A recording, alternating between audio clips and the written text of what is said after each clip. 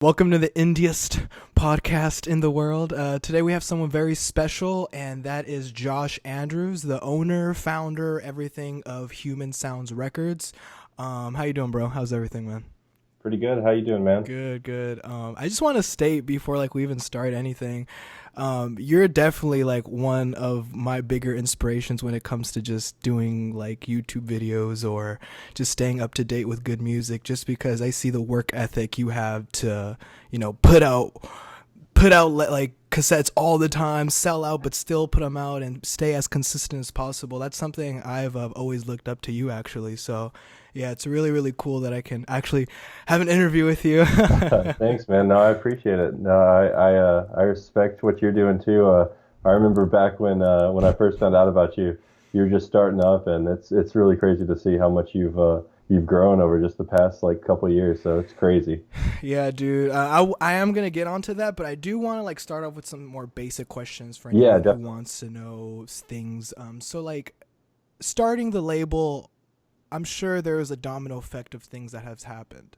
Can you give us a quick, not a quick, but just give us an idea of how did this start? What was the Tinder, if that makes any, what was that Yeah, fire? yeah. So actually, I started up back in October of 2014. Back then, I used to go on 4chan Mew Yeah, page same. a lot. Yeah, I used to go on there a lot, and just that's how I found a ton of music, especially smaller artists. And I was actually in a on a topic, a little post about real estate, and we were just talking back and forth. Some people and uh, one guy in there posted this band called Suburban Campers. They were uh, indie rock, surf rock band from California, and he posted their second EP, Summer Space Canopy, and was like, "Oh, I think you'd like this," and I checked it out, and I really really liked it. So I wanted to go see if they had a record or something that I could buy, and I went over to their Bandcamp page, and they didn't have anything, just the digital files, and then I went over to their Facebook page, and it was just really small band, like 100, 200 likes on Facebook, and I was like, oh man, these guys are crazy good. I really wish they had something. So I just messaged them and said, would you guys be interested in putting out a tape? And I had no experience. The only tapes I had bought, I had the Home Shake tape. Yeah, I okay. got it right when it originally came out the year before, and then I had also gotten the Flower Lane by DuckTales. Oh, okay. Yeah, good, Yeah, good. so those were the only cassettes I even owned at that time, except for old stuff. Right, right. But I was like, yeah, maybe we could do that. So they were down, so I just bought some cassettes and uploaded it on Bandcamp and dubbed them in my living room and sold, and then posted some stuff on Mew, and in like a month they had sold out 50 of them. So it was pretty crazy. I'd never expected it to become anything. Yeah, I mean, speaking about Mew too, I mean, that's a place, in my opinion, many people I feel start off to that it's Yeah, a rabbit hole of so much music just because it's amazing how they could have threads of just full on jazz to full on electronic music to krautrock to just any crazy thing, you know. It's yeah, it's it's a crazy. perfect place where if you want to be anonymous and you want to be a crazy ass, then that's the place you want to Yeah. go to. Yeah, and Um I've kind of fallen away from you. I haven't even been on except a couple times even in the past couple of years, but that used to be the place. I mean, now yeah. I go on Reddit because I feel like Reddit's kind of taken the place because you get a lot of spam on Mew now, and Mhm. you got it back in the day, but a lot more now. Yeah. But yeah, Mew used to be the place. Like I found so many of the bands I worked with originally, I found on Mew, and Yeah. it definitely was a great launching platform because if it wasn't for that site, Human Sounds would not exist.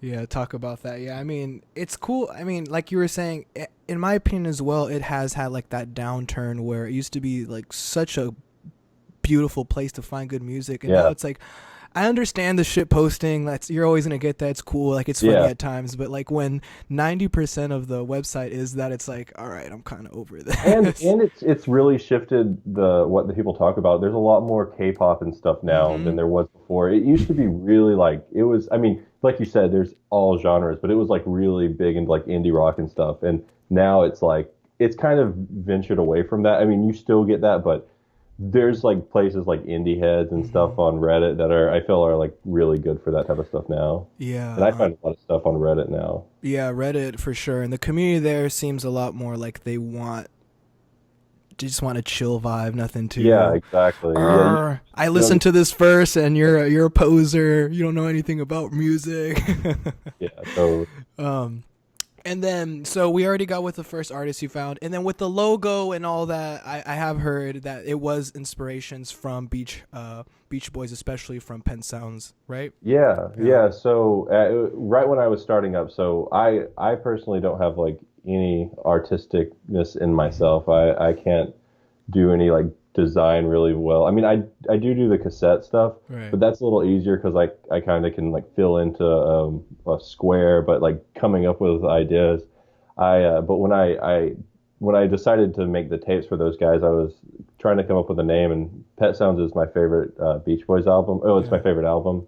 So I just thought like Human Sounds would be cool, and I told one of my buddies, and he was like, "Oh, I'll go make you a logo," and he came back and had the wave and everything, Yeah.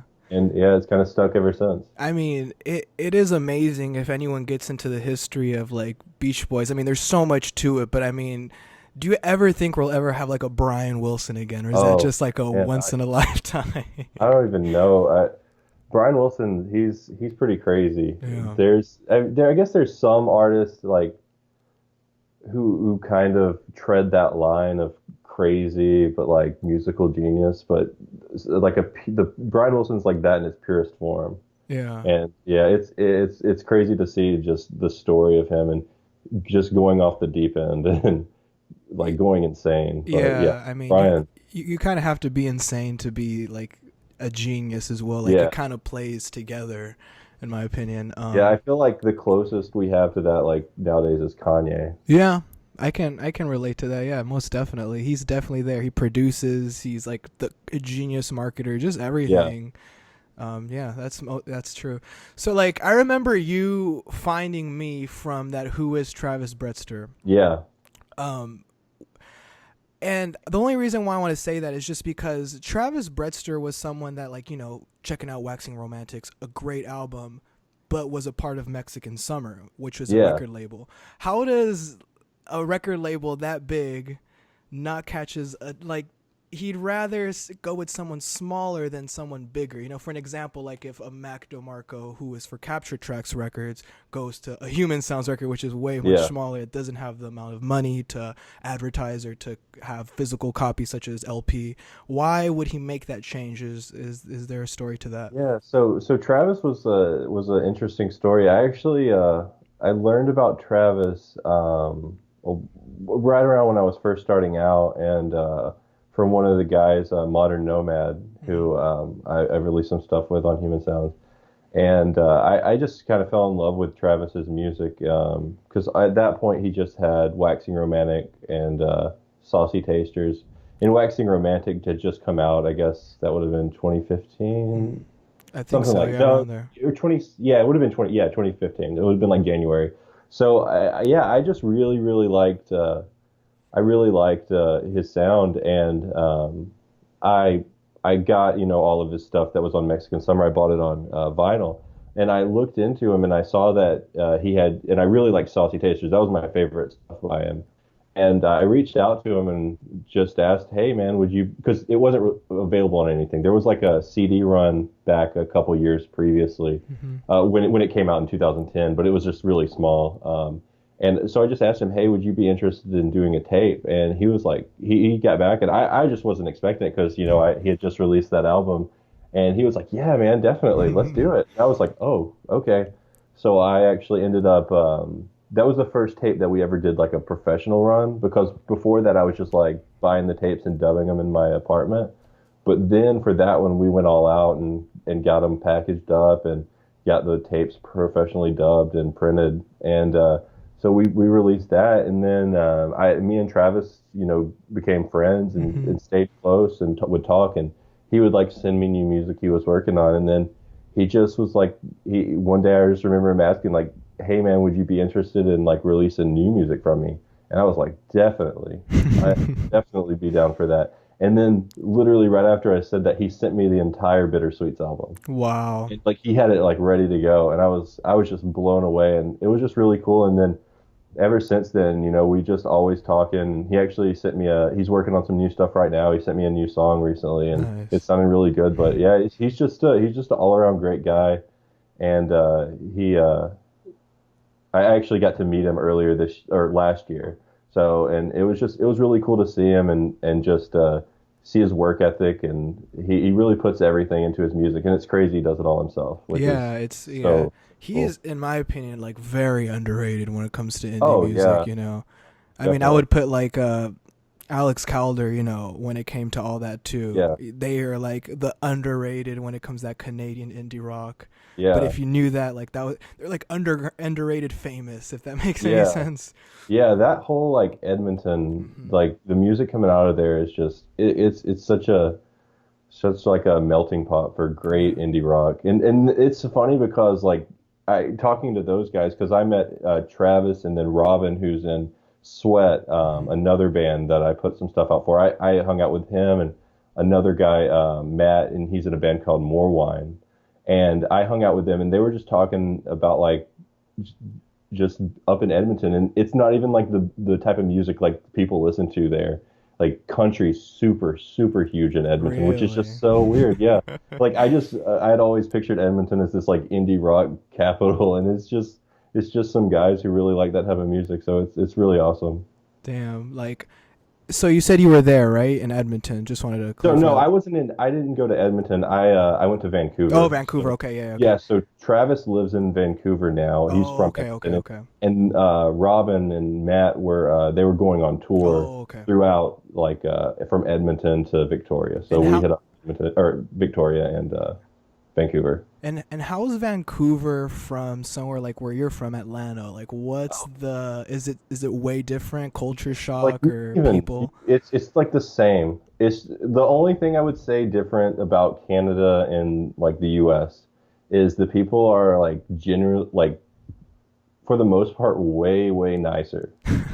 Like the city itself is pretty much the same. Like the biggest difference is like the metric system. Hmm. But like because I actually was in Vancouver, Victoria, which is the West Coast, and right before that I was in Halifax, Yeah, hanging which out has with great indie yeah, bands as Strong well. Boy and half a municipality. Hmm. So I was hanging out with those guys in Halifax, and yeah, the big thing I noticed just everybody's a lot nicer, just random. Really, So yeah, but as a whole, it's pretty much just like North U.S. It seemed like. really, that's cool. Just colder, I suppose. Like if you're. Yeah, yeah, it was nice weather when I went. I went in Oh, summer. okay, Yeah, perfect. it was really, yeah. I would not. If it was really snowy, that would have been a shock for me. South. So yeah, I mean, I actually want to just get into this real quick, but I remember when you DM'd me, when Vacations was popping off, and you're Yeah, like, dude, check this out. And when I looked at your stats, I'm like, holy shit, he's getting like 50,000 views like a day. yeah. No, that was probably the craziest thing ever, and it's really funny because like YouTube was not something that I started out using.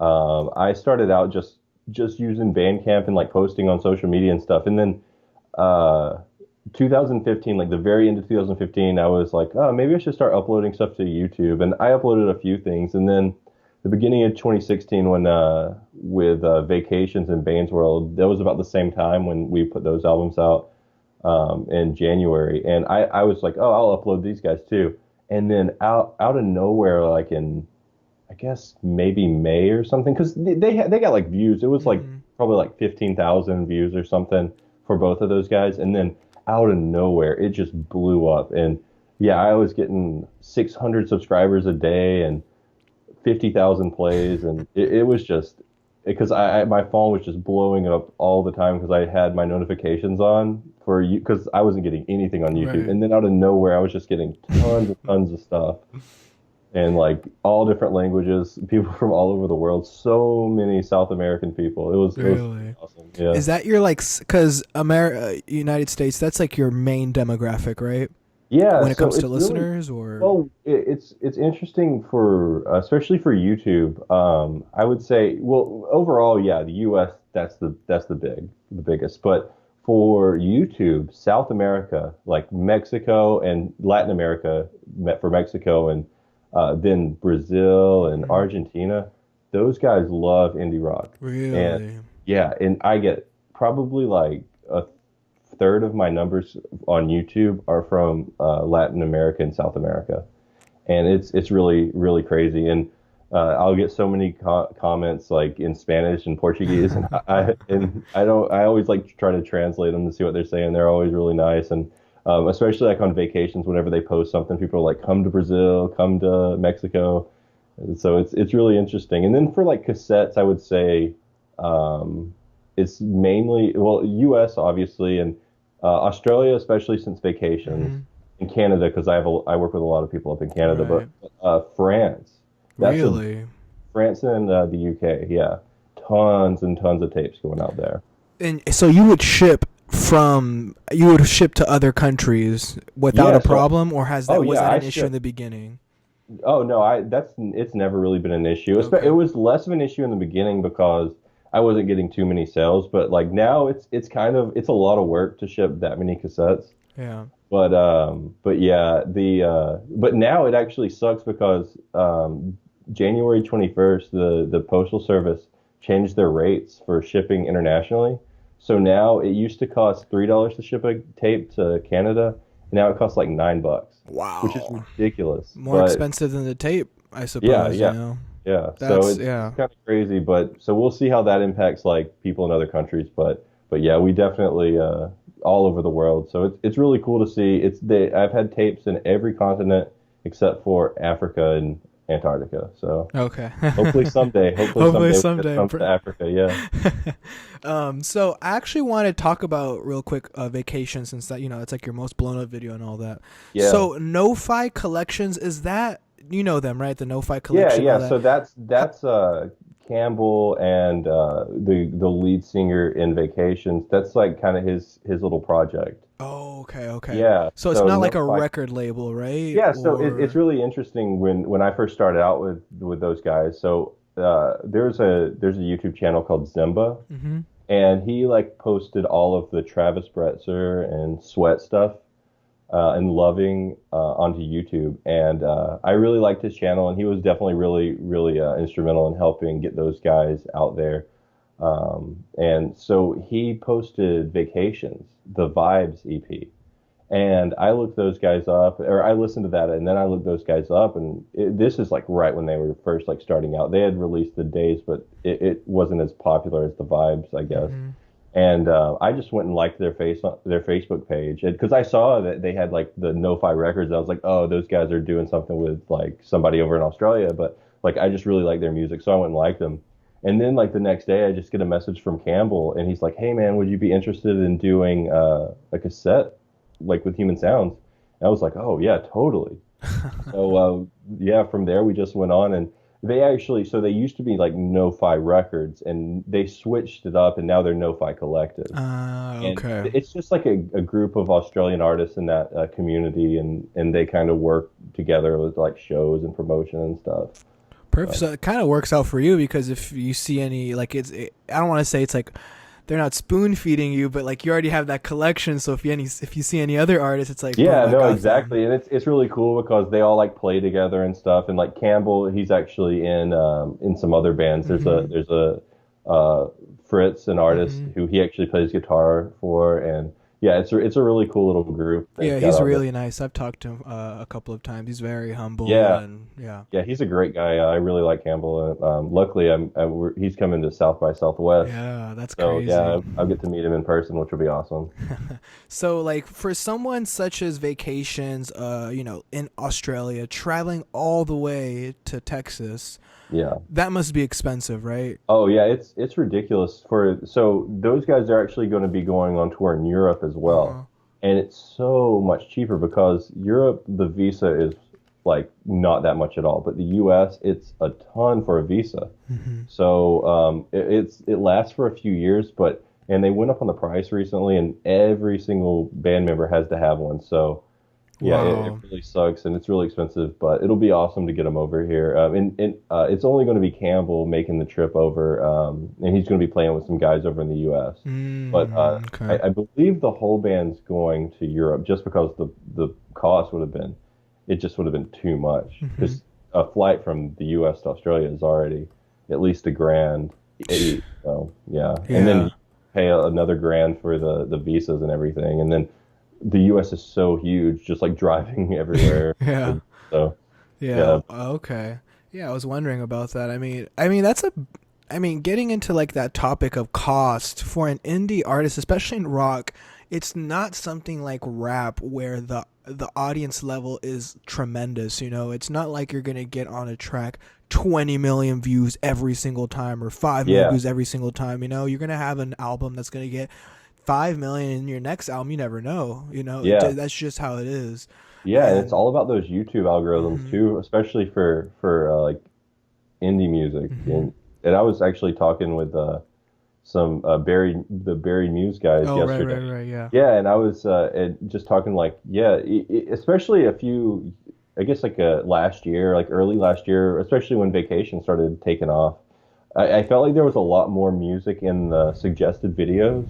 And now you kind of, when you go to something like any like indie rock song, you know the songs you're going to see up there in the Mhm. suggested tab. So it's really, it'll be really interesting to see like where Vacation's new album takes those guys. I've heard some the rough mixes, and it's fantastic. And I Really? people are really going to like it. So I'm really hoping the best for those guys. And are there any other albums that maybe will come out this year, or is none of that disclosed yet? On On Human your Sound? yeah, huh? Oh yeah, yeah. So we've got a few things coming up. So Okay. nothing I can just say right Right, now, right. but keep an eye out Of very course. soon for news and tapes. And they'll probably be so we just did the Interwave, their new album, and hopefully we're going to do some reissues of their first two albums, which will be cool. Yeah, their older stuff is amazing. Like Yeah, yeah, that's it's oh great. yeah, oh Yeah, yeah. so I I'm mean, I'm definitely hoping for that oh soon. yeah. I mean, like when I was at their concert, just watching them, I was like, man, these guys definitely have something, you know. Oh yeah, those guys are really Yeah, talented. but by all the people, in my opinion, like the artist that's like I don't want to say the Mac DeMarco, but like it's in that footstep. I'm gonna have to go with Bane's World, man. Oh yeah, yeah. Like No, Shane's he's you've seen in the past year, it's pretty crazy. yeah, like he's at that tipping point when he releases an album. I feel like it's Oh just gonna get yeah. No, crazy. it's definitely, and especially like it was funny. I remember when it was actually when I was in Canada, Hmm. hanging out with those guys, and I saw the Tyler Creator post "Stay Away from My Baby" like on Instagram and Twitter, and I was like, oh, what the heck? This is crazy.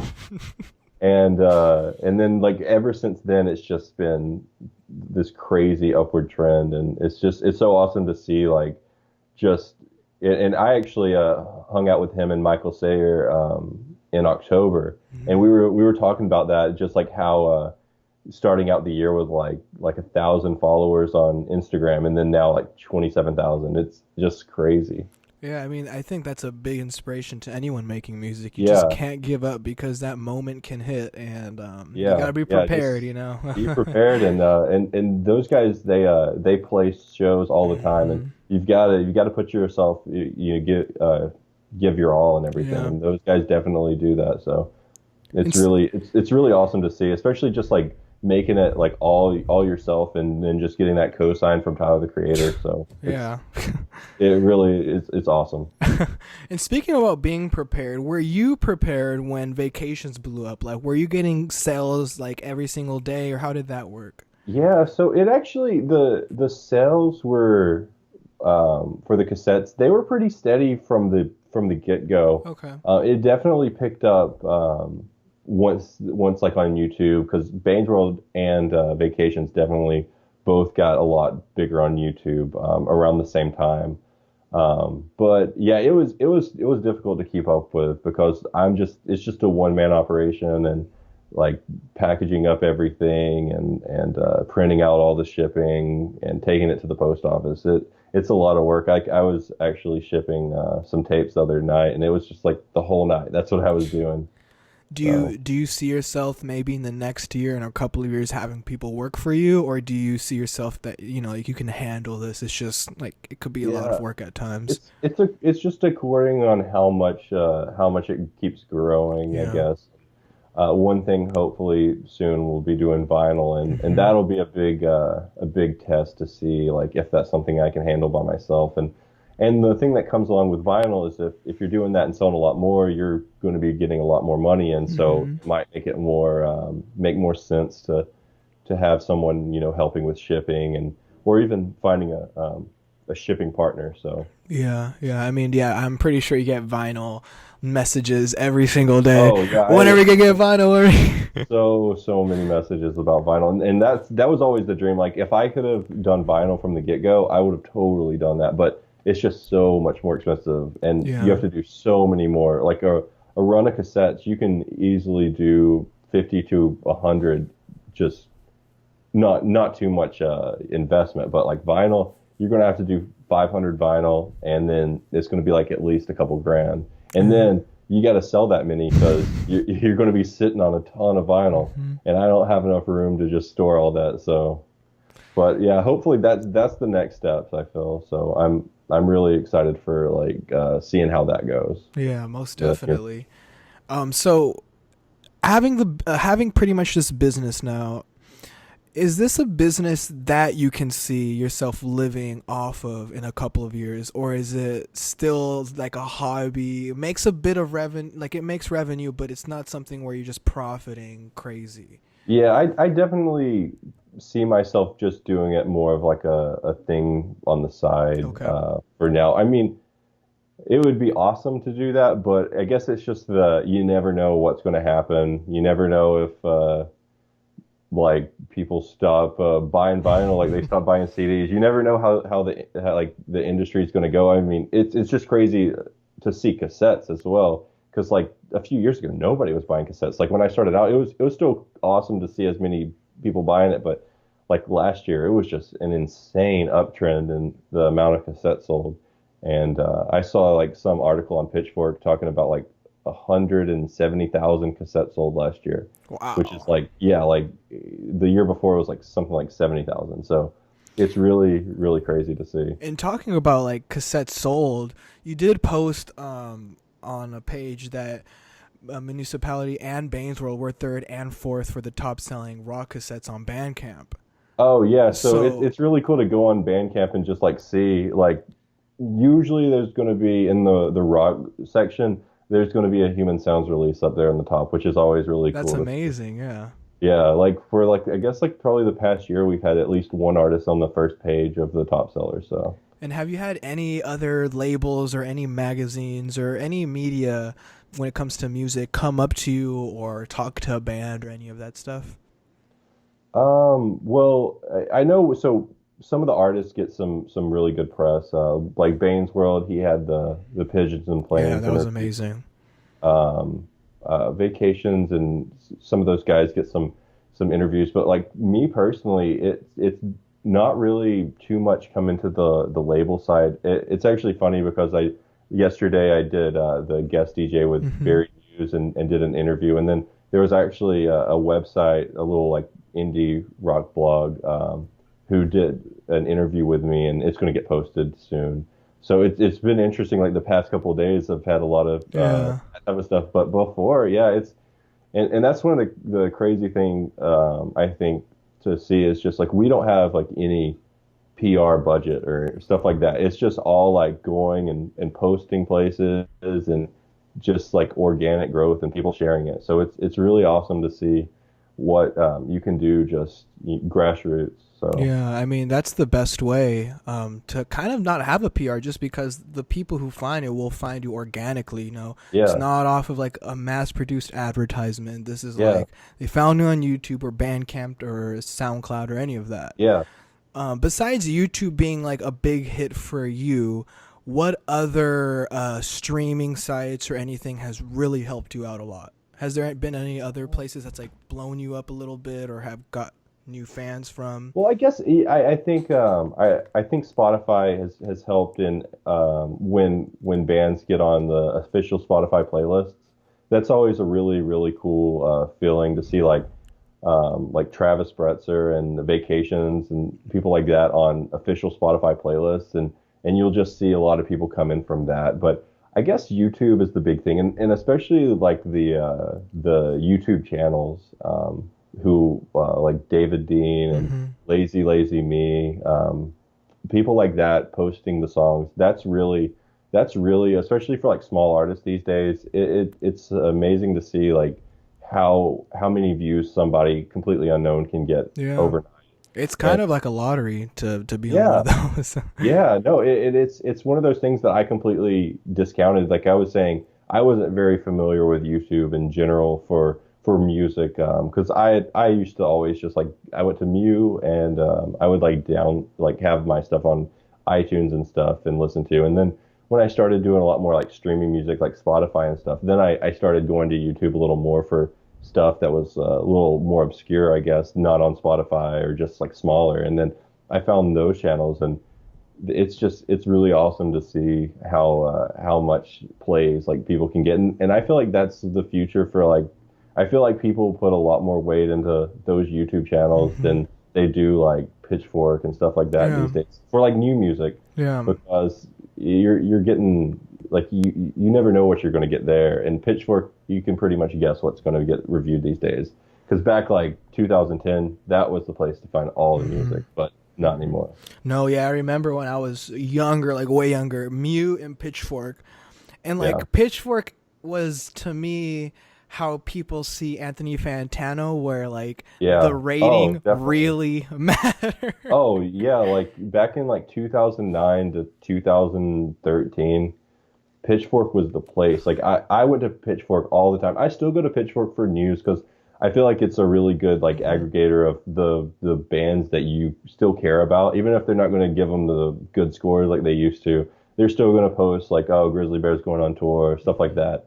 But yeah, Pitchfork used to be the place. Like that's how I found everything. I found Alex G on Pitchfork. I Yeah. found that's where I found Real Estate originally. Yeah. Just so many bands and Mac DeMarco, Hmm. like. But now it's so cookie cutter what you're Well, going to get on yeah. Pitchfork. Oh, yeah. It's I feel like they've sold out. Oh, when they sold out to Condé Nast, Oh, that changed, and it's just been all downhill since it's then. really bad actually to see the reviews like, and Yeah, as you were saying, it's so expected to see, it's so obvious, like there's not going yeah, to be something where like, holy shit, I found this on Pitchfork. It's yeah, like it's not like that anymore. And as you're saying, cookie cutter, they're very, they're not as, I feel like they're trying to be discerning, but they're really not. It's more of just giving this band a 5-star review just because maybe they didn't pay us yeah. money. Yeah, no, I you mean that's know? how it seems. I mean, it's or like the Grizzly Bear and Real Estate, like bands that they used to just love and adore, and just giving them lower reviews. It's just they're trying to get to a different market, and I think Pitchfork's still like a good place for rap music. I think they Hmm. still have a good finger on that, Yeah. but and I feel like they're more trying to target that type of music now, Yeah. less more so than indie rock. And because like I was really happy like they gave Tyler the Creator the a really Hmm. great review, and well deserved, high on their list. But the stuff they used to care about is just not Yeah. there.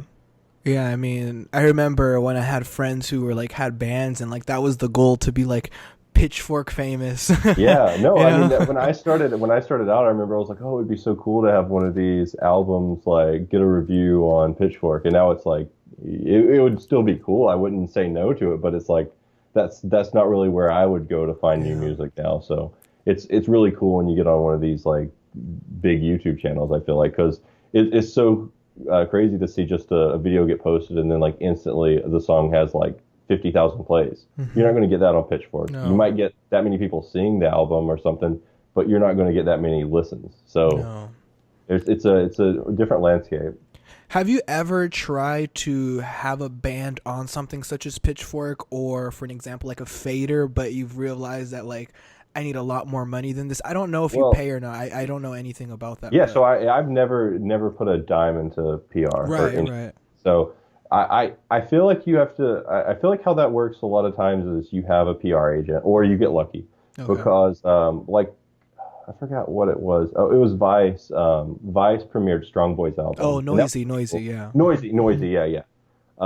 And so that was pretty cool, and that was just like kind of a lucky thing. They like found the music, and I feel like you got to get lucky like that because like you'll send music out, and you can if you send like a private SoundCloud link, it'll never get a play. They Yeah, don't even look at it. So if it's coming from just some random guy, they don't care. yeah. But you send it to like one of the PR places, and they'll like listen to it, and you've got a way better chance. Yeah, So I mean, I guess we can say that's maybe how your label might be now, since like I'm pretty sure you're not all the time on your Gmail to see who's sending you music. It's usually like a hearsay thing now, right? I yeah. suppose just So because how big it is now. yeah, that's kind of really how it's turned to. It used to be I would go and like search for music and try to find stuff everywhere. And now I find a lot of artists through other artists that I know. I still get tons and tons of emails, like every day, like 15 to 20 emails at least, and then My Facebook God. messages. Yeah. So, and I've definitely found some great artists through that, but it's just so overwhelming. So it's really hard to see all that stuff, unless I'm like expecting it and like talk to somebody. But yeah, now like municipality, I found those guys because of Strong Boy. Mm. One of the guys in Strong Boy posted a little snippet, and I was just like, oh my gosh, this is amazing. And I found those guys and Interwave, Mm. through Bane's Bane World, yeah. and stuff. And so yeah, that's definitely how it works nowadays. There's a lot less going out and searching for music. And I still do that sometimes, and I'll Right. still reach out to some people and be like, hey, would you be interested in doing a tape? But it's definitely a lot more of just connections with other artists now. And is there a story on how you met Bane's World? Was that just because like that's the most interesting one? I'm like, how did Yeah. you find him? That's Yeah. yeah. So I guess at the end of 2015, there was a so I like I said, I'd worked with Sweat, who are the band, one of the guys from Edmonton, and they all live in Montreal. They were going to school in Montreal, and there was somebody that they knew that did some press for them, and got them. I forgot what website it was, but they got some pretty good press. It was like one of their friends, and I saw that it came up like and I was friends with the person who did the press for them on Facebook. And I saw that it was like a recommended artist, like how you'll get like recommended Yeah. pages sometimes that aren't sponsored, like oh this friend likes this page. So and it was Bane's World, and this is like he had like maybe 100 likes on Facebook, Yeah. and I was like, oh, I'll go check this out. And I clicked on it and listened to it. I was like, oh, I really, really dig this. So Yeah. I just sent him a message and was like, hey, man, would you be interested in putting out a tape? And he's like, yeah, definitely. So we just went back and forth and got it all together and then put the tape out. And this is like I was saying like earlier, way before anything had started. Yeah. Like he had like a good amount of plays on SoundCloud, Right. Right. and he had a little bit of a SoundCloud following going, but nothing compared to like what has happened recently. Did you have Travis Bretzer when you told Bane's World that you wanted him a part of the team? Yeah, so that would have been right after I put out Bittersweet. Like, Okay.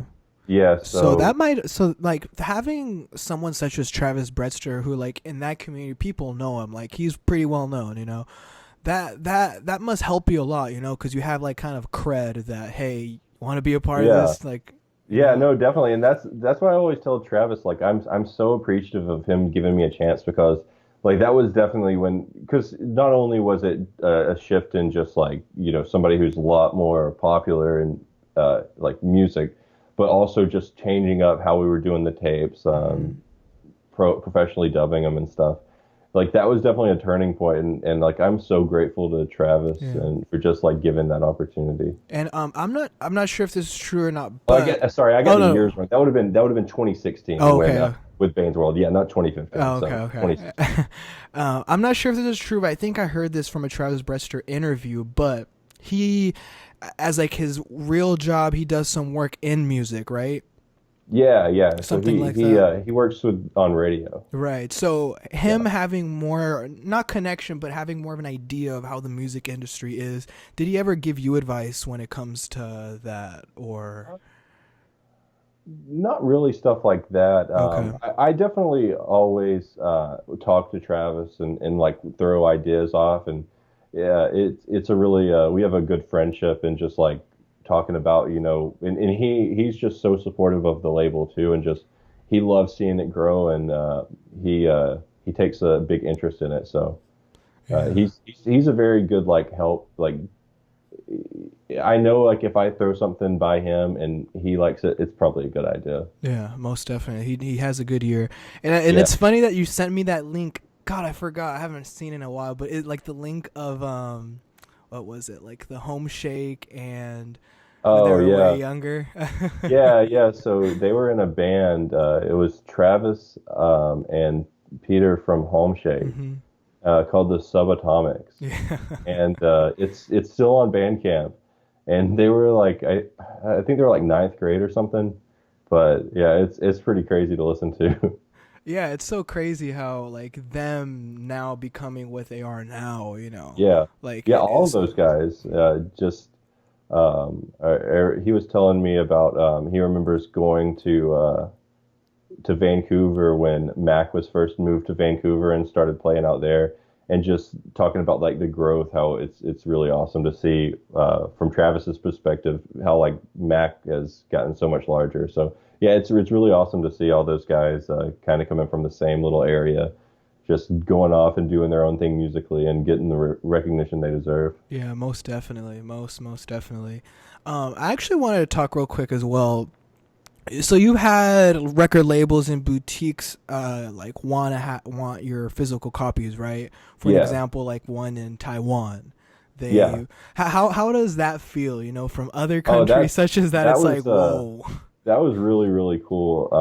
Just getting messages from like people in Japan and Taiwan and places throughout the US, and just wanting and seeing how far the music goes, and kind of going off of that the Asia stuff like the Daoko Yeah, I was the actually about to say yeah that. yeah so yeah That's you can crazy, go dude. but yeah no it's crazy to see like where the music goes, and like that was one of the craziest things I think for me. If I had to like pinpoint like the wildest thing that's came from the record label, like a legitimate J-pop star with the number one song in Japan at the time, reaching out and being like, I love the music so much, and buying like every single tape was just so cool. Yeah, that was so funny. When I was doing a bit of research, I was like, it was on Facebook where Dioko she said like, "Oh, Human Sounds is my favorite record label," and I'm like, "Who Yeah. is this person?" Like, she has a lot of likes, and I like checked out her YouTube video. It has like over 100 million Oh views. yeah. No, I'm like, wait, "Whoa, let me see. I think I have something right here. yeah,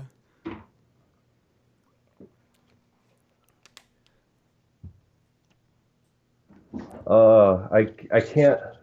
She wrote a letter for me. Oh, actually, I do have it right here. So yeah, she wrote me this letter because I actually got to meet her and yeah, when she came to the U.S. for the first time. But yeah, she wrote this little letter and drew the Human Sounds logo and everything. wow, that's So so yeah, cool, it dude." was really cool, and because she can type English and like hmm messages and stuff, because that's how like I would communicate with her, like we would chat over Twitter and stuff. But then getting to meet her in the U.S., she had a translator with her. I Right. think it was her manager. But just talking to her and just it is so cool to see like how far the music reaches, and just like a pop star in Japan digging the music. And has like her shout outs, have they helped you out a lot as Oh well? yeah, Yeah. definitely in Japan. Like I've gotten a lot of people from Japan, and even some like U.S. people who are fans of her, because she'd like post like, oh, like when I was in Atlanta at it was an anime convention, hmm Anime Week in Atlanta, and some people like from that reached out to me, and it was just really cool to see the like people who were into her stuff becoming into this stuff. Yeah, man, that's wild. Like, It's really cool because you can even like her stuff. It's obviously got the J-pop and like hmm the Asian pop sound, but on her new album, there's the song at the very end. It's like you wouldn't be surprised if that was like a Human Sound song because it sounds like an indie rock Oh, song. really? It's really Wow. awesome. She actually collaborated with a Japanese indie band called Temple. I might be Okay. pronouncing that, but yeah, it's just so awesome to hear. And now she's like collaborating with Beck, which was Really? yeah, she did a song Whoa. with Beck. Yeah, That's wild, dude. yeah, Yeah, yeah. Beck is It's really crazy. he's so famous. Beck is like, Yeah, yeah, man. yeah. Um, yeah. So, like, other questions I really wanted to ask too, like, you being such a big fan of like Beach Boys and all that, what were your top bands or artists that you were listening to when you weren't really like having when you didn't have this record label, was it always those types of bands, or was it always a melting pot of many genres? Yeah, I would say it was a pretty big melting pot.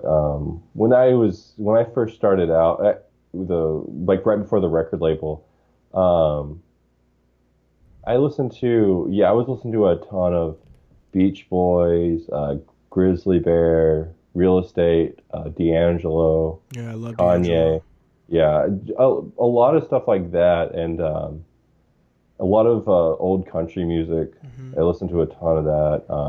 So yeah, I always have just listened to kind of a big array of music, and I guess like I always go back to like 60s music, hmm and because my parents, when I was growing up, we didn't listen to any new music at Right. all. We would just listen to like oldies, and I grew up on like the Beach Boys and the Beatles, like only that type of stuff. So so yeah, so I am so into that type of like 60s pop, and then it wasn't even until like I guess like late middle school when I started getting into Demon Days Yeah. and Red Hot Chili Peppers that I started like branching out to newer music. But yeah, it was so I would say a lot of that type of stuff. Okay. And always like Real Estate and Grizzly Bear. Those have been like my two favorite modern bands for a while. Yeah, Real Estate is so good, man. They've like perfected the catchiness of indie Oh rock, yeah, they have such a great their sound is just it's like everything I like in music just in one like every album's got that sound in. Yeah.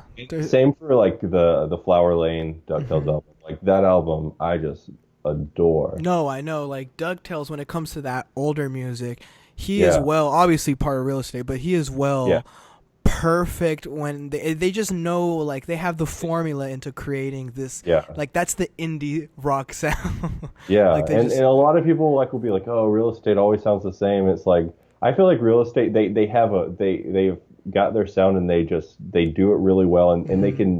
they can change it up a lot, but they always come back to that same core, which Yeah. is just really great. Yeah, I mean that's like the same argument many people say about like Beach House, like it all Yeah, sounds the same. But it's if like you like that, yeah, it's you're not going to listen to anything else. no, it's a niche. It's a niche that they Yeah, perfected, and that's what people want from these artists. They don't exactly. want them to make a rap album for their next album. Yeah, So, and I think there's other artists like Toro, which is it's oh awesome yeah, to see like all the shifts that he goes through. And like I love Toro, but like there's something to be said about doing something really well and just keeping it hmm going. yeah, Because Tor. it's yeah, Toro like starting out the chill wave, then going to like some like 70s like R&B stuff, and Mhm. then going to the like I don't even know how to describe anything in return. It's just awesome. And then like the classic rock for What For, and then this like new album. It's so awesome to see all the different styles. Yeah, he's by far like one of my favorite artists of all time. Like, yeah, Underneath the Pine and Causers of Oh This. And yeah, then, I remember when I made that rating, like ranking his albums, and you were like, yeah, nah, Anything Returns, like, that's like, you got to give that a yeah. shot again. And I did. And it is true. It's amazing on how he can perfect every Oh, genre he that tries album. out. That's, Yeah, it's you know, every single album is just so great at what it is. Like I feel like What For people didn't give it the love it yeah. deserved. and because he really got that like 70s classic Oh rock sound yeah. so down, like Empty Hmm. Nesters and Oh, Half Dome. Oh, so so good, so dude. good. Have you seen Yeah, him live or yeah, anything? yeah. Yeah. I've seen Toro twice. I saw him right when he was first starting to like pop off with Okay. Underneath the Pine, and it was funny. Unknown Mortal Orchestra was opening for him, Wow. and this was like at a really small venue. And this is back when the main guy from Whitney was Hmm. playing drums for Unknown Mortal That's Orchestra. crazy, dude. Yeah, it like because I remember seeing him and I was like, man, that guy looks really young. And then I never saw anything more from him because he wasn't in Unknown Mortal Orchestra anymore. And then I remember hearing No Woman. I'm like, this is awesome. And I went and watched the video and I was like, that's the guy from Unknown Mortal Orchestra. Yeah, dude, like to even see those bands like rise, because Unknown's like one of the bigger rock bands, Yeah, and yeah, Whitney, it's crazy. yeah, Whitney, I Like, love that song, No Woman. So yeah, that's a like, oh, so that's a good, oh man, so perfect song. good. Yeah. But Uh, yeah, that was a great show because like I didn't even know. I'd heard Funny Friends, but like I wasn't really like that familiar with Unknown Mortal Orchestra. But then like to see them like I saw them again opening for Grizzly Bear, and just the change in their sound because that was after their second album, and now they're just huge. So yeah, it's really awesome. yeah. Are there any? So talking about tours and all that, has there ever been a concert you've been to that's like, whoa, this is I can't imagine a band actually doing so well live, you know? Yeah, my favorite concerts. Well, D'Angelo, that was Oh man. amazing. Right after Black Messiah, that was amazing. That when he played Spanish Joint, Oh my that's the god. single best concert experience, I think. Also Grizzly Bear, they're just always really solid live. I actually went to a show that was one of my favorite shows I've ever been to. Was back in 2013. It was a DuckTales, and it was right after Flower Lane came out. So he played the full Flower Lane, but he had Alex Bleeker and the Freaks, who is the bassist for Real Estate. Okay. He was opening, and then Chris Cohen was opening, Oh and that whoa. yeah, that was like when Chris Cohen He had was a big deal back in the day. well, this was like before like I think his album came out or Oh, something. okay, okay, okay. So he wasn't even nobody even knew Chris Cohen. Oh, I okay, was okay. I was just like, who is this guy? And it was he blew me away. So that was a really great show. And then um, some of the real estate shows have been good. And yeah, the Yeezus Kanye show was really good Oh, too. you went to that too? Yeah, and the Watch the Throne, the Jay-Z and Kanye. I'm not like a huge rap fan, but I like Tyler and um, Kanye a lot, and the Kanye shows. The last one was good, but it wasn't as good as his older stuff. Was he ranting at the show? Oh, he always rants. He's ranted, except for the Watch the Throne. He didn't rant on that one because I guess they didn't have time for him to. But he rants so long, and he'll always be like, "Atlanta, the city where I was born," and then he'll start talking his stuff. Man, so yeah, and it's crazy to see like you kind of have a I don't want to say like you're the indie name for Atlanta because Atlanta is so dominated by rap. Like that's Yeah, rap capital right now. yeah. I mean, how do you plan on moving from Atlanta or do you see yourself just chilling, just staying there? No need to move to like LA or anything like that. Yeah, I will always just kind of, stay where my like job, where Okay. I'm working. I'm not gonna like move for the record label really. Okay.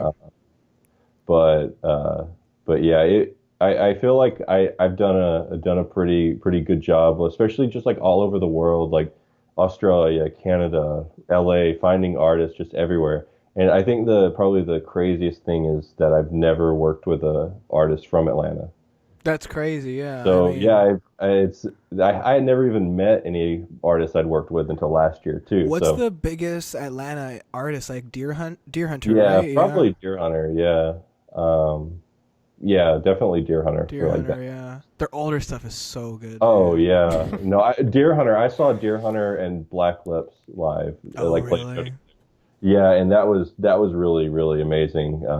I've like seen Bradford Cox, the main guy in Uh-huh. Deer Hunter, just like in public a few times, So that was pretty crazy. And are there 'Cause- any? Oh, sorry. oh yeah, just because he's a really recognizable guy, and I remember back when I was just starting college, right after Halcyon Digest came out, Uh huh. I was at Barnes and Noble with my parents, and I just look over at the magazine rack, and there's Bradford standing there, and I just go over and we have like a 30-minute conversation with him. He's just a really nice guy. And is Atlanta?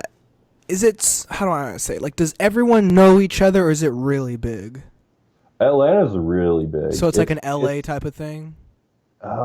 It's not as big as LA, but Okay. like for the South, it's a sprawling city. It has like its downtown, but no, like compared to Chicago or something, Right. the downtown isn't where everybody lives. Everybody lives out further, and I guess like I'm not as familiar with like the local scenes for music, I guess. So it's difficult to find artists because of that in Atlanta outside of like Bandcamp. But I feel like a lot of bands, because I have met a couple bands through like social media and stuff in Atlanta, and a lot of those guys, like the guys making that style of music, they'll play shows together and stuff. But yeah, it's not like I guess from my perspective, I'm not very connected into it, but I think it's a pretty connected like scene. Okay. Okay. And is there any bands or albums you're looking forward to this year? Is there anything like not even from your record label? I just mean Yeah. like just anybody, that you're Um, pretty anticipated for. there is so one like smaller artist that I'm really looking forward to. So it's this guy up in Halifax, where Strong Boy and them are from, called Nomadic Homes, Okay. and he's working on an album, and his demos are phenomenal. Like Yeah. it's just out of this world good. So I'm really excited for him. I'm hoping Frank Ocean gets Yeah. some new stuff out. Blonde, that's one of my favorite albums of this decade. So Frank would be nice. I guess that's about it because a lot of the bands that I really like Alex G, uh, and Real Estate, Grizzly Bear, all those guys, Tyler the Creator, all released stuff last year. So last year was a great year. Ariel Pink, like everybody released stuff last year. Yeah. So man, Dude, if this year they could do some stuff, that would be I amazing. know. I know. I Oh, mean, and Bane's World too. Like oh Bane, yeah, yeah. I'm super super stoked to hear some stuff from him and all those guys. Michael Sayer coming out with a new album is going to be great. So Yeah, I can't wait. Those are definitely gonna be things I'm definitely gonna listen to. But yeah, so future goals or visions for this label. Anything special? Oh, before that, actually, I had, talking about like South America and all that. I got yeah, like 4 DMs of people saying, "Oh, when is he gonna ever have like a Human Sounds tour in Mexico or something?" Like how man, like that would be Pitchfork has that. a festival, Yeah, something like that'd be that. awesome because that's where the bands. Because I know you did an interview with Hala, Yeah. Mhm. and I know he went down to Brazil and played Mhm. some shows, and that would be awesome. Hopefully something like that can happen, especially for vacations. Those guys in South America love him, and in Really. Mexico. So I mean, it would be really awesome. I feel like that's one area that the area that I'd like to become like more learn more about would be booking and stuff like that for bands because I don't have any idea how to do any of that type of stuff. Because I'll get people reaching out like, hey, we're coming to Atlanta. Do you know any places we could play shows? And I can like point them to the venues, but I don't have those connections with people like, oh, when could we play shows and stuff. So that'd be really cool because I feel like I could help a lot more, especially like vacations coming to the U.S. because I just don't have those connections to be able to get them shows like outside of Austin. So. Yeah. So those are some. So a goal or that you see yourself doing is just being better when it comes to bookings or Yeah, it'd be PR or something just like that. yeah that type of stuff and PR. Yeah. I always feel like that's something. Once you get those connections, you're going to be golden. But right now, it's kind of just sending a lot of emails and hoping some, and then just hoping something blows up on YouTube or something because that can really help get those people some recognition too. Sounds good, man. Sounds good. You got anything else to say? Any topics, or I is think that that's should it. top Yeah, that no, wrap that up? yeah, I appreciate you wanting to do this, and everybody out there who enjoys the music. Like, I just started out because I enjoyed some music, and it's awesome to hear other people enjoy the same music. So Yeah, man. that's all it is. It's just stuff that I like listening to and want to share with other people. So Yeah, man. I'm pretty sure you. I mean, that's how I always see people when it comes to record labels. Like, I feel like record labels, especially low key ones such as yourself, should have more recognition. And that's like why I remember when Capture Track had Mac DeMarco and like Craft Spells and Thieves, like it's like all these little bands, and now they're like a yeah, flourishing record label. Like that was, yeah. I always repped them because I knew that on a business perspective, it's not as easy as how people think it Oh is. yeah, it's so much work, and I think that if anybody's like considering doing something, like starting up a little label or something, the biggest thing I would say is don't get discouraged from like reaching out to people and saying that they don't want to, they're not interested in working. Like, don't get discouraged. Just do it because you love it and put all of your heart into it. And I feel like it'll work out in the end because the music industry is changing, and it's a lot more underground and smaller stuff that's Hmm. really coming up and making a big impact. So just all of your heart into it, and it'll pay off. And even if it doesn't, like, you don't get like lucky and everything blow up, like you'll love what you're doing. And don't get into it because you're looking to like make a career in it. I guess just do it because you love it, Yeah, and, and most definitely. you'll get a lot out of it. Yeah, most definitely. Well, man, it was nice talking to you, Josh, for Yeah, well, real. I got some question. I got a question Oh, for you. go for it, bro. Where do you see your channel going in the Oh, future? yeah. So, I mean, I see this as more as like, it's obviously a hobby still. Like, Yeah. my main thing out of this, like, I actually run a little business. So, like, Hmm. I actually have a little business that I run besides this.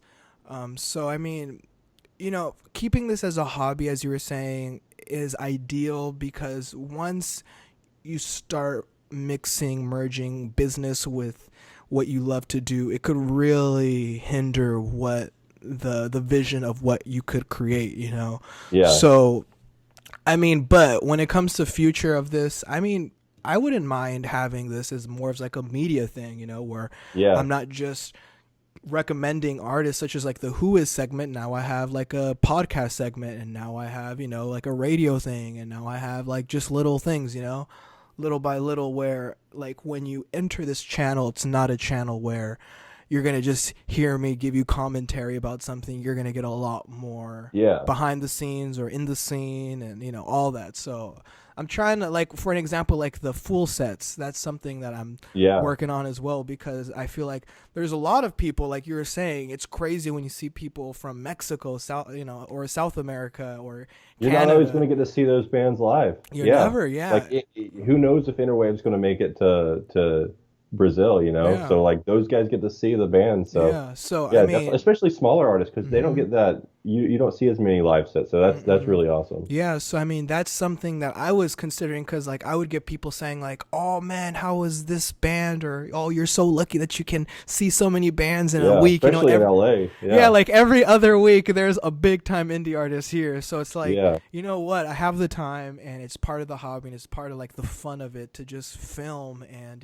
one day make it where, like, for an example, I can be on a guest list, or I can be in backstage and actually talk to bands and stuff like that. Yeah. So it's actually, I mean, that's the main goal, if anything, is to create impact with the channel. And I mean, I think a good example was when I made that Claro video. That's when it really opened my eyes, like, whoa, like creating an impact is a lot more essential, in my opinion, than actually having a big following. Yeah, And, definitely. so Because I'm, yeah, and I think I completely agree with what you're saying about like mixing the business and the personal. Because like the biggest thing that I don't want to do is tell somebody like, oh, change your music like mhm. this. Because that I think that's the biggest difference that you'll see in like a bigger label and versus like a smaller thing like me, like I just want to hear what the artist that I love will make, and I don't want them to, oh, do this with your sound, take that song out or something. I don't like this.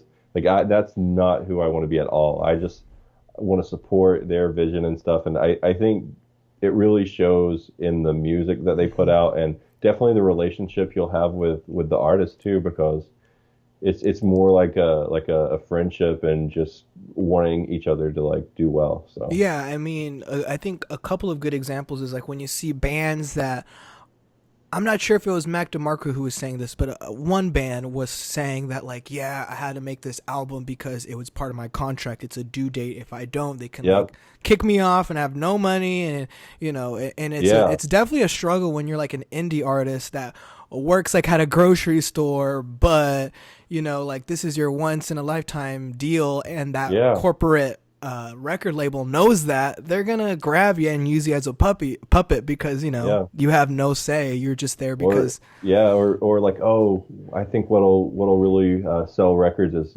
using this sound. This is what's popular now, so do Mhm. this. So yeah, I really think I think that's one thing, especially even growing like that. I just want to stay true to is not trying to like be like a sellout or something in that Mhm. sense. Just like whatever the people or the artists want to make, that's what I want to hear and help them spread, because there's a reason they want to make it. I'm not the musician. I'm not the one coming up with these ideas. Like Yeah. I don't have any like musical bone in me, but being able to hear like these guys come up with the stuff, like, and I feel like they a lot of other labels don't give the recognition for that type of stuff. Yeah, and I mean it's totally understandable for like companies such as Sub Pop or Yeah, XL Recordings. Like those are companies and they're there for a profit, and yeah. that's what it is. But when it comes to indie music, that defeats the purpose of what it really is. Like Yeah. you And if you're know, going for like one of those labels, you're probably more interested in like unless you've like got to the point where, oh, I can do whatever I want to do, is yeah. like you're wanting to break through and get that notice. And how you do that is making more, I guess, of like a cookie cutter thing for the Hmm. most part. Um, but but yeah, like it's weird to hear like smaller indie labels like kind of saying, oh, we want you to do this, do that, or release an album now. I feel like it kind of takes away from like the charm of that type of music. So Yeah, most definitely. I mean, that's patience is key when it comes to exactly. music or work or life, and when you're rushing, especially art, it's totally obvious when they're rushing Oh, it. it shows. It It's shows. so Yeah. like, and that's something, as you were saying about like YouTube, like I've come to the fact now that like if I'm gonna review something, I'm gonna be more discerning on it. I'm gonna give you more of an opinion that I don't want to say I'm trying to be controversy, but I feel like this doesn't sound right. And there's a couple of bands that are a bit bigger, and I'm like, this is so rushed. Yeah. How does a debut sound like that, and then their their next album sounds so like what's going on? Yeah. And I think a good example is like King Cruel, where it took him almost like 4 years, or like Frank Yeah, and it Ocean. shows through. Like you can tell, like he took Yeah, his time and yeah. he put a lot into it. Like Yeah, like yeah, that's the one thing, like seeing like artists put out like album after album, and especially when you're a small artist, you have to do that because that's how hmm you grow. But once you've like made that impact, take your time. And yeah. well, some people like, and one of the craziest things is Travis, I would say, how prolific he is. Like hmm that guy can just pump out a song, hmm and some people can do that. Yeah. But some people they can't do that, and you can tell it's ride the wave while you can, because you're popular now. Who knows if you'll be able Yeah. to stick around for 2 more years? So Oh yeah, I mean like I think a great example, sorry, okay. Wait, it was like lagging. All right, okay. yeah, yeah, I it's think like we're I good. think a great example about being prolific is like talk about King Gizzard. Oh yeah, yeah, Like those that's guys. so unreal. Like how do you even do that? Yeah, I that's one band that I really haven't gotten into too Same here. heavily. I'm not like Yeah, I it's haven't. too much. It's I think it's hard to get into them. I listened to the Mild High Club album because I love Mild High Club, Mhm. But like all their other stuff, it's just like where to start. Like it's all so off the wall and different. So it's amazing, and like I respect them so much. And it's kind of like Lil B, like Yeah. that guy he used to, not as much now, but like he used to pump stuff out all the time, and it's like, I respect it, but I just can't like I can't consume that much music. Yeah, and I feel like if you're gonna listen to that music, you're either a die-hard fan or you just briefly browse through it. And that's just how I Exactly. am, like when it comes to King Gizzard or like Brockhampton. There's no Yeah. way I can just like really have all of this music just in me, in depth in what Yeah, they're because trying I to like I do. like taking my time with Yeah. albums and listening to it. And it's always awesome when you find an artist and you get to go back to their discography and like listen to like 10 albums, like Alex Hmm. G. Like when you first Yeah. get into Alex G and you find all these old Like, albums. I yes. mean, he was pumping stuff out too, but like nowadays, like and somebody finds them, but like in 1 year just putting out so much, it's overwhelming, especially for I guess I'd say even more so for people who consume a lot of music Hmm. because that takes a lot of time and you got to give it a few listens and Hmm. 5 albums in 1 year, like that's a lot of It's listening. yeah, but I'm like as you said, I'm that type of person that'd rather wait 2 years for something amazing, Yeah. like Frank Ocean. Taking like what Oh, 4 years, 5 years. oh yeah, like 4 or 5 years. Yeah, Yeah. like but It he was he worth the he wait, but I mean, delivered. I tell you, I was needing that music though. The Yeah. whole time I was, when is it coming? When's it And then coming? when you press that play on Nike and you're like, Oh, what's no, I going remember on? I remember the first time I heard Nikes. I was driving home from one of my friend's house and it like dropped that morning the music video. And like I didn't have Apple Music so I couldn't listen to it on there and I found it on YouTube and I was like, "Oh, cool, cool." And I pushed play and I heard the high-pitched vocals. And I was like, "Oh, Yeah. this is just somebody like trying to get around YouTube copyright." And then I listened and got home and I was like, "Oh, that's the song." I'm like, "That's perfect." That's like Yeah. because the progression you see between Channel Orange and Blonde, like, A and whole that's a different album. I think Frank Ocean, if you want to see like the difference between having a label and then the hands-off approach of like just being able to make whatever art you want, just listen. I mean, Channel Orange is an amazing album, but you can tell they wanted the hit song, they Hmm. wanted the pop song, Yeah. and then it's a fantastic. But then Blonde, there's not a single on that album. It's just like his artistic vision, and it Yeah. really, really shows through. That's something that I actually enjoy as well. I mean, sometimes it's like, when you don't have a single, it could be forgettable. But Yeah, when you actually dive into an album and it's not really an album that's trying to get hits, it's more of a concept album. It's something yeah. where like from track 1 to track 10, you're just gonna be in a journey. It's not like I'm gonna go to track 3 because I want to just listen to that song. It's like Exactly. listening And to the whole album. It's like, whoa, it's one and big that's song. that's what I think I'm really like I love about like older music, saying like the Beach Boys and a lot of like after they got out of the doing the surf rock type stuff, there's a lot less of that, oh, here's the hit. And even the Beatles, like the Beatles, their albums didn't have the singles on it. Hmm. And you could go through those albums and there's not hits, but it's like a whole piece. And I feel like that's something, especially with the like 90s and trying to get that radio play and then the digital music like iTunes and stuff getting those singles, Hmm. that was something you had to have that hit. And I Yeah. feel like now there's a lot more people who don't care as much about the hit and it's more about making that full vision. So Yeah, I mean it's easy to call it bullshit, when you're like, oh, all of these are just filler songs, and he just has two yeah, hits. Sure, he's gonna like make money off of like radio, but at the end of the day, your true fans will actually realize that, yeah. and And without a and backing. I think that's the biggest problem because I used to be a really big Drake fan, but Hmm. like his new stuff, like Views, it was so bloated, and it's just, oh, let's just have filler to get Spotify plays and all this stuff because that's how they make music now. Let's have the hits and then just 30 songs.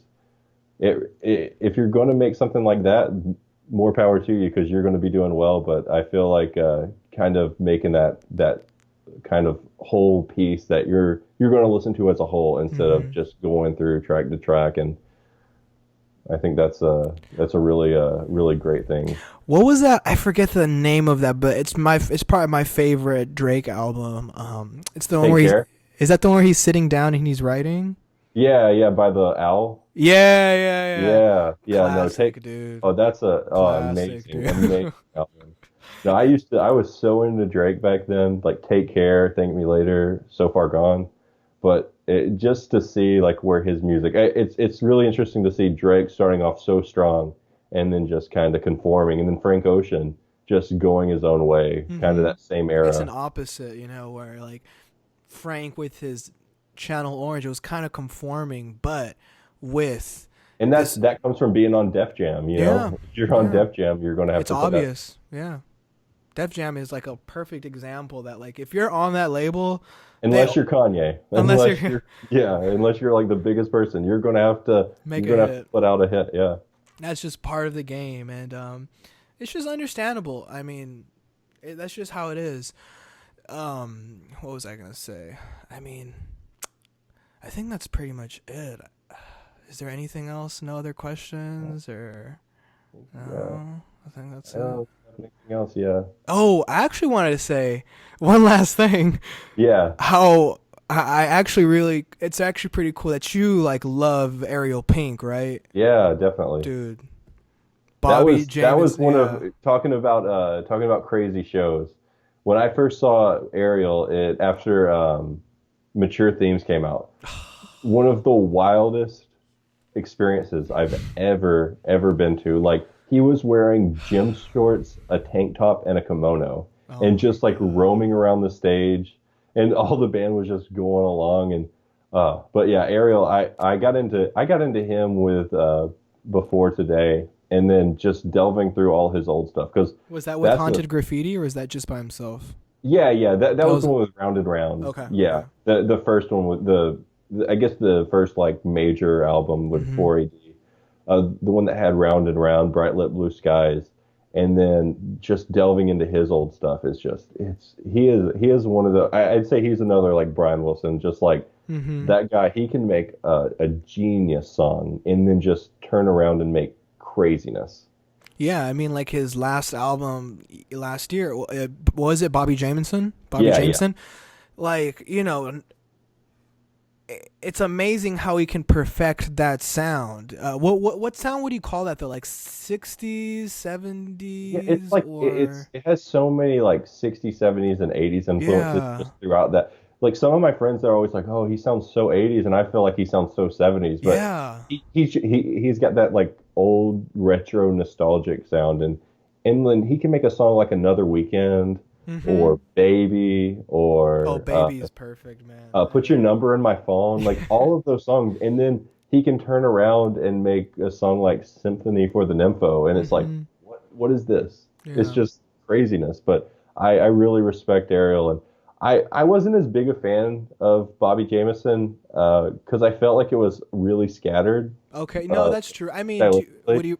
would you prefer Pom Pom then Pom instead? Pom. Yeah. Well, Pom. See, I think Pom Pom is very like even more scattered. But I like the different things he The does. weirdness, it's The weird, weirdness is man. so like Black Ballerina is so off of the wall I and love Nude Lipstick. Beach, yeah, Lipstick, Nude Beach a Go Go, like everything. And Dazed and Daydreams is just beautiful, Mm-hmm. and he does everything. It's like everything about Ariel Pink perfected into one album, Yeah. and just off the wall.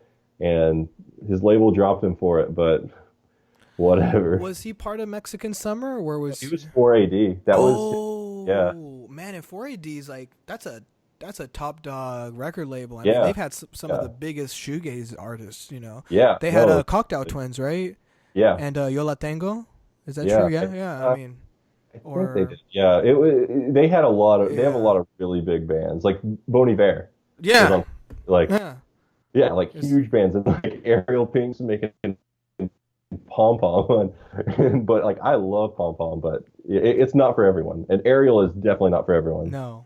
I remember one of the, when I was showing my girlfriend music like when we first started like dating, Mhm. and I was like, "Oh, you got to check out Ariel Pink, but just certain songs, because getting the wrong song, you'll be like, "What is this?" It's kind of This? like taken out of context when you listen to that song. You're like, Oh oh, you yeah, don't understand. You don't understand. Just listen to yeah. like Baby. Baby's good. Listen to Baby's not going to turn you off of it, but you listen to some of this other stuff, you're going to think I'm like an insane person recommending this to you.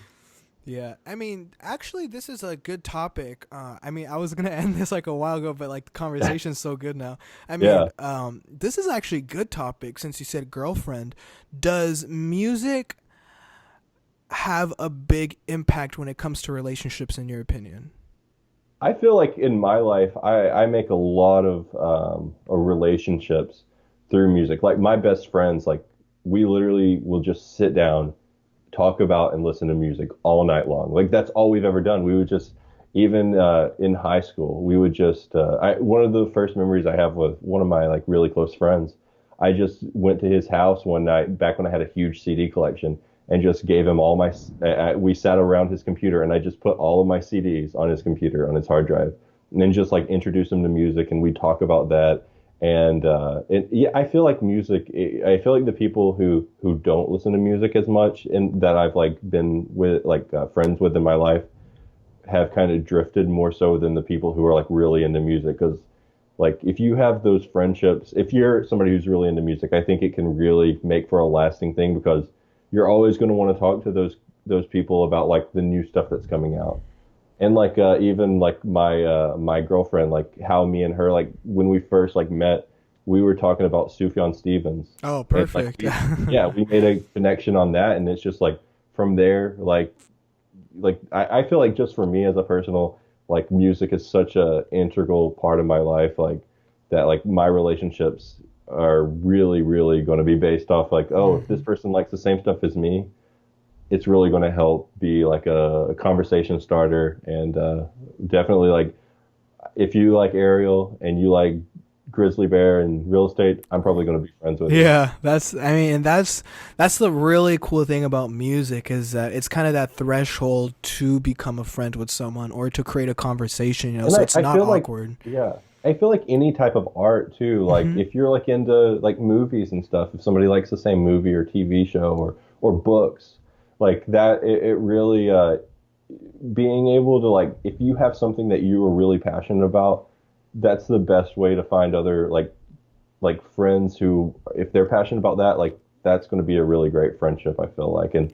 it definitely that's how you find like lasting relationships in my like experience. Yeah, most definitely. Like that's all my friends. I mean, that's the main reason why I started YouTube as well. Like I just wanted to find other internet buddies that would like the same music as me, and that's why I Yeah, started doing album unboxings and all that because I thought it yeah, was the perfect way to do that. It's just there's nothing better than finding someone that has the same exact not taste but like just common, you know, like we yeah, have so because you much in can learn so common. much from other people. Because Hmm. like some of my friends really love King Gizzard, and it's like, oh, like they'll show me like the cool songs that I should be checking out, and you can learn so much about music. Like some of my friends, that's how I found out about Mac DeMarco. Like Yeah. they were like, they sat me down, like, hey man, you got to listen to this, and they put on Ode to Viceroy, and I'm like, oh, this is amazing. So good. So yeah, so like you can learn so much from relationships like that.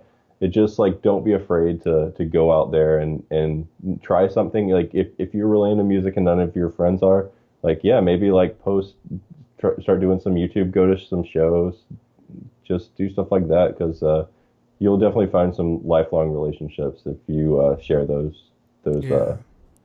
feelings. Do you still go to record what do you call it, record stores at all? Do Yeah, you yeah. still? I used to go to record stores a lot more when I was in college. I went pretty often. I don't go as much now. If I buy an album, I usually pre-order it Yeah. online because Hmm. I usually go for like if there's like a cool variant or like bonuses pre-order. But I still love going to record stores and like digging around in the used vinyl and mostly when I go to record store now is to like drop off some cassettes for them. That's cool. 'Cause- yeah, yeah, it's so cool. Well, I say that the Dalco thing was cool, and the first time when I had my cassettes in Criminal Records, which is like the big Atlanta record store, like when I had Human Sounds tapes in there, that was just the craziest thing. And then one time one of my friends messaged me and she was like, "Hey, I was just at Criminal Records and saw some of your tapes and took a picture." And it's just like so crazy that people see that and then that they sell. And finding people in Atlanta who like the same music and all over the world, obviously, but like Atlanta's such a cool thing because it's just like that's the record store that I would go to when I was younger, and to think that some kid comes in the store and says, "Oh," because like you're probably not going to know who um, like Strong Boy was originally, like when that came out. Like you're not going to know who that is, but you saw that album, it looked cool, had a cool Hmm. album cover, try it out, and then fall in love with the music. It's really cool. Yeah, dude. I mean, that's I don't as you were saying, I don't really go to record stores anymore, but when I was younger, I used to like that's all I used to buy. I used to be Oh, so into CDs and LPs, and that was my thing. And especially younger, as you were saying, artwork yeah. was so essential, Oh, like if the definitely. artwork isn't there, I'm probably not going to be as interested, No, although I even unless I know the band, but yeah, yeah. No, when I it's so funny because when I was like kind of I started getting because I was like I said I was really big into like the Beatles and like old like oldies and stuff. But then I guess in eighth grade I started venturing out. There was actually a Rolling Stone magazine did this 500 greatest albums of all time list, and I was like, oh, this is cool. Let me just like expand my music, and yeah. I would just go out and look for music on that list and try to find stuff. And then I started going to pawn shops and like junk stores and buying CDs and just learning about new music. And then that's really where my like love of music just grew from, and just getting all of this different music and cool artwork and CDs and records. And yeah, I used to have a really big CD collection. I actually sold it a couple of years ago, and now I Yeah. just have vinyl and cassettes. But yeah, I used to love like that was what I would do. Like I would if I had like free time, I'd go to a record store or a pawn shop and just look for cool music. Yeah, man. I mean, it's nothing. Although it is an expensive hobby, I must Oh, say. very yeah, it's a very very there's expensive there's hobby. nothing like just having an LP in your hand, and it's Oh, like there's and you get the nothing big like just poster, like a big lyric yeah, sheet, all that. just sitting back, putting a record on, and just like vibing out. It's such a relaxing experience, and the best way to listen to music. Like I was just listening before we started up. I was listening to some Wilco on Oh vinyl. man. Yeah, and it's just like, Yankee Hotel Foxtrot.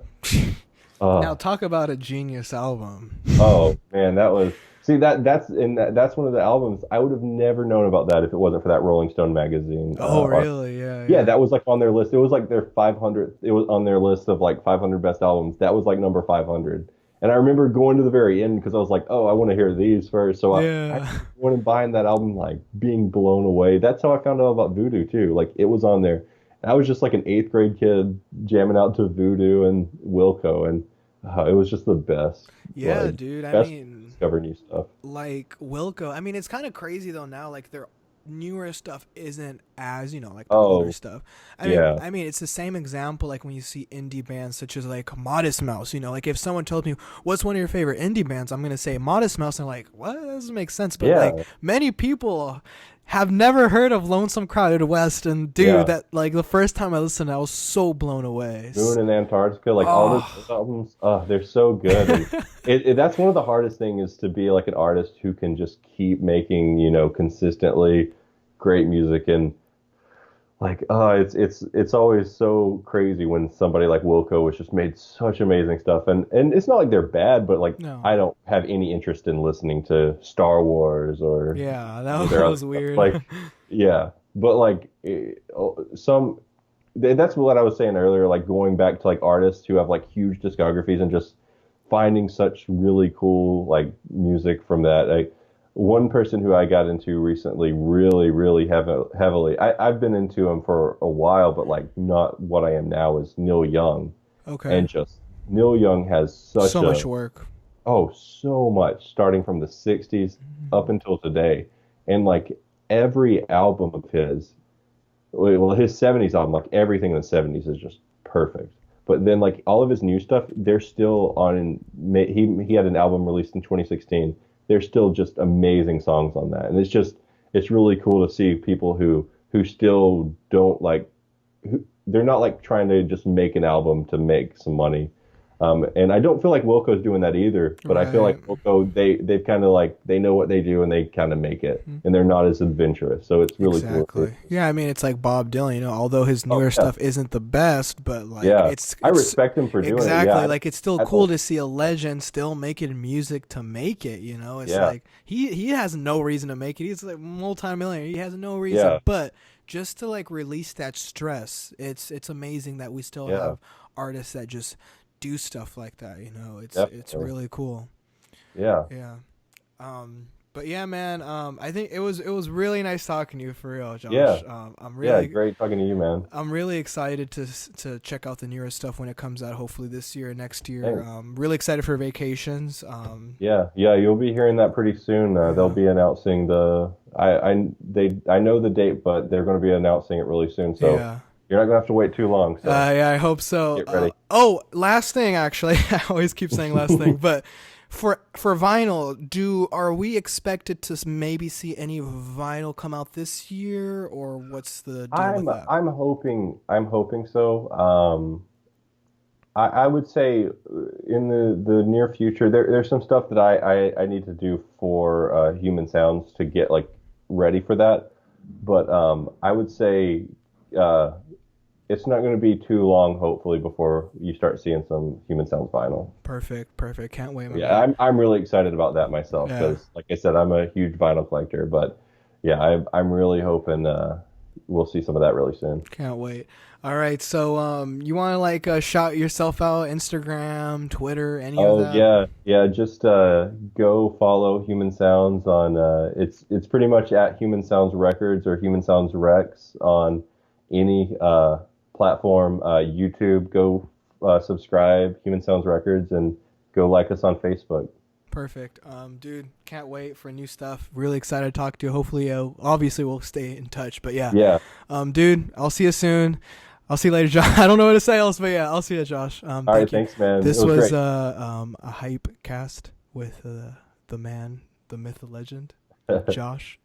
All right, I'll see you, dude. Bye bye. right. See you, man.